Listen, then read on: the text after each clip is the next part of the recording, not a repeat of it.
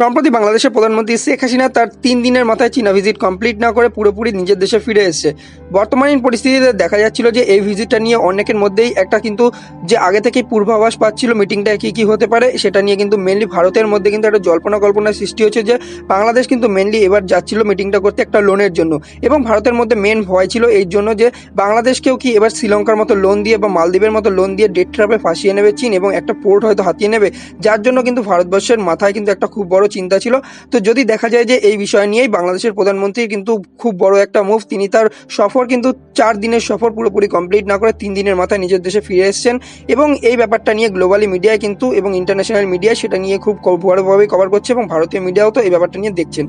তো মেনলি কিন্তু তাদের দ্বারা বলা হচ্ছে যে বাংলাদেশের প্রধানমন্ত্রীকে ঠিকঠাকভাবে গুরুত্ব না দেওয়ায়, এবং বাংলাদেশ অ্যাজ এ নেশন কিন্তু সেখানে গিয়েছিল একটা গর্বের সাথে, কিন্তু সেখানে গিয়েছিল যে একটা বড় দেশের কাছে তারা যাচ্ছে এবং একটা বড় ভাইয়ের মতো দেখে কিন্তু সেখানে গিয়েছিল, কিন্তু সেখানে গিয়ে দেখে যে তাদের ঠিকঠাকভাবে পাত্তা না দেওয়ায় বা ঠিকঠাকভাবে গুরুত্ব না দেওয়ায় বাংলাদেশের প্রধানমন্ত্রীকে তিনি তার আত্মসম্মান রক্ষার্থে এবং বাংলাদেশেরকে যে আশা নিয়ে গিয়েছিল যে তারা একটা 5 বিলিয়নের লোন সেখান থেকে নেবে, তো সেটাও পুরোপুরি না হওয়ায় কিন্তু সেখান থেকে কিন্তু তিনি 3 দিনের মাথায় ফিরে এসেছে, এটা কিন্তু গ্লোবাল মিডিয়ার দ্বারা রিপোর্ট করা হচ্ছে।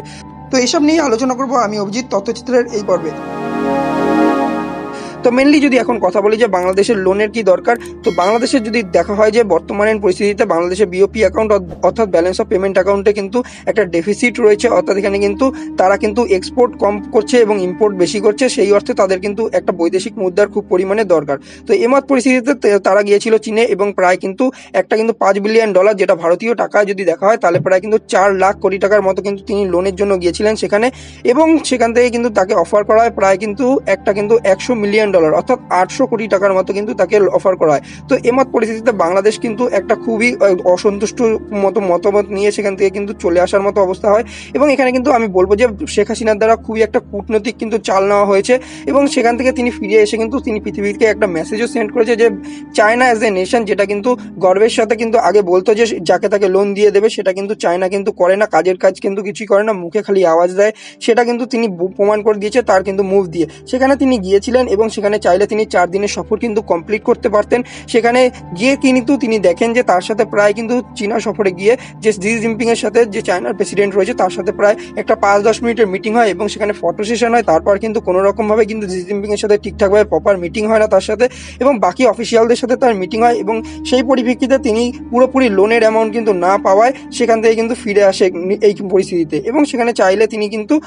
অন্যরকম কালচারাল প্রোগ্রাম বা অন্য কিছুতে কিন্তু জয়েন করতে পারতেন। এমত পরিস্থিতিতে তিনি সেরকমটা করেননি। তো সেই পরিপ্রেক্ষিতে বাংলাদেশের প্রধানমন্ত্রী একটা খুব বড় পরিমাণের চাল খেলেছে নিজের পক্ষ থেকে এবং পৃথিবীকে একটা মেসেজ সেন্ড করেছে। তো অন্যদিক থেকে যদি কথা বলা হয় যে এখন বর্তমানে বাংলাদেশের যে ব্যালেন্স অফ পেমেন্টের যে ক্রাইসিসটা রয়েছে, সেক্ষেত্রে বাংলাদেশ অন্য কোনো রকমভাবে লোনের কিন্তু দিক দেখছে কিনা, তো বাংলাদেশে এখন বর্তমানে কিন্তু IMF এর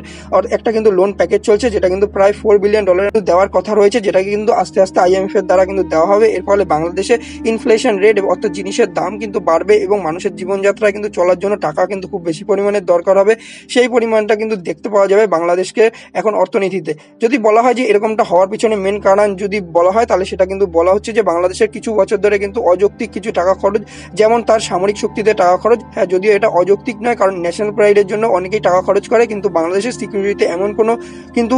মানে আর কি ক্ষতির দিকটা ছিল না, বা বাংলাদেশের এমন কোনো প্রবলেম ছিল না যে তাকে তার সেনাবাহিনীতে এতটা ইনভেস্ট করা দরকার, কারণ বাংলাদেশের মেন বর্ডার কিন্তু ইন্ডিয়ার সাথে লাগে, এবং ইন্ডিয়ার সাথে সম্পর্ক কতটা ভালো সেটা কিন্তু বাংলাদেশকে দেখে বোঝা যায়। তো সেটা যদি দেখা যায় যে সেই ক্ষেত্রে কিন্তু অনেক পরিমাণে টাকা কিন্তু তাদের খরচ হয়েছে, এবং এক্ষেত্রে কিন্তু বাংলাদেশ কিন্তু অন্য কোনো একটা কান্ট্রির কাছ থেকে এই লোনটা ম্যানেজ করার চেষ্টা করছে, অর্থাৎ ব্যালেন্স অফ পেমেন্ট অ্যাকাউন্টে কিন্তু একটা ডেফিসিট রয়েছে, অর্থাৎ এখানে কিন্তু বর্তমানে কিন্তু $8 বিলিয়ন মতো রয়েছে, সেটাকে কমানোর জন্য কিন্তু তারা অন্য কোনো অপশন দেখছে। তো বর্তমানে পরিস্থিতি থেকে তার কাছে কিন্তু এখন একটা বড়ই অপশন রয়েছে, যেটা হচ্ছে কিন্তু ভারতবর্ষ। তো এখন দেখতে হবে ভারতবর্ষ কত পরিমাণে লোন দেয় তাকে। তো আর একটা যেটা বড় ব্যাপার হচ্ছে যে রিজিয়নে যদি এরকম হতে থাকে যে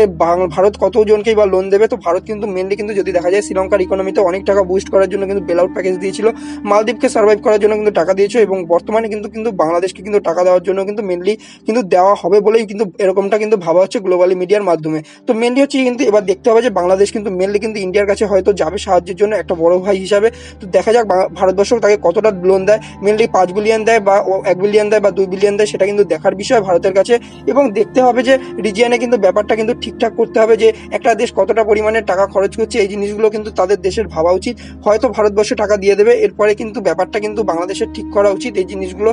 তো দেখা যাক পরবর্তীতে যে কি হয়, এবং তোমরা অবশ্যই কমেন্ট বক্সে জানিও যে ভারতবর্ষ কি টাকা দেওয়া উচিত বাংলাদেশকে, এবং বাংলাদেশে এত বয়কটিক ট্রেন্ড চলার পরও কি ভারতবর্ষ তাকে সাহায্য করবে কিনা, এটা তোমাদের কি মতামত সেটা কমেন্ট বক্সে অবশ্যই লিখো। তো আমি জানতে চাইবো তোমাদের ওপিনিয়নটা কি। তো বন্ধুরা, আজকের ভিডিওটা এই পর্যন্তই, দেখা হচ্ছে তোমাদের সাথে পরবর্তী ভিডিওর আপডেটের সাথে।